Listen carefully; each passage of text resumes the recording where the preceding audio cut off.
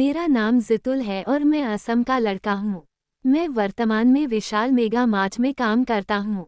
हर दिन मैं अपने काम पर साइकिल से आता जाता हूँ। ये साइकिल मेरी जिंदगी का अहम हिस्सा है, क्योंकि इससे मेरा सफ़र न केवल आसान होता है, बल्कि यह मेरे समय और पैसे की बचत भी करती है। मैं अपने परिवार के साथ रहता हूँ। मेरे साथ मेरी माँ और मेरी दादी रहती हैं। मेरी माँ एक मेहनती और स्नेहमयी महिला हैं, जो पूरे परिवार का ख्याल रखती हैं। वो हर दिन सुबह जल्दी उठकर घर के सारे काम करती हैं और मुझे समय पर तैयार होने में मदद करती हैं। मेरी दादी भी हमारे परिवार की रीढ़ हैं। वो हमेशा हमें अपने अनुभवों और कहानियों से सिखाने की कोशिश करती हैं। उनका प्यार और दुलार मुझे हमेशा प्रेरणा देता है।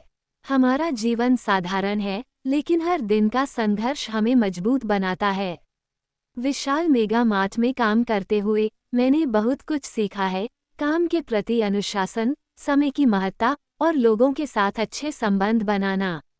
मेरे सपने बड़े हैं और मैं अपने परिवार के लिए एक बेहतर भविष्य बनाने के लिए मेहनत करता रहूंगा। यह मेरी कहानी है, सपनों, संघर्ष और परिवार के प्यार से भरी हुई।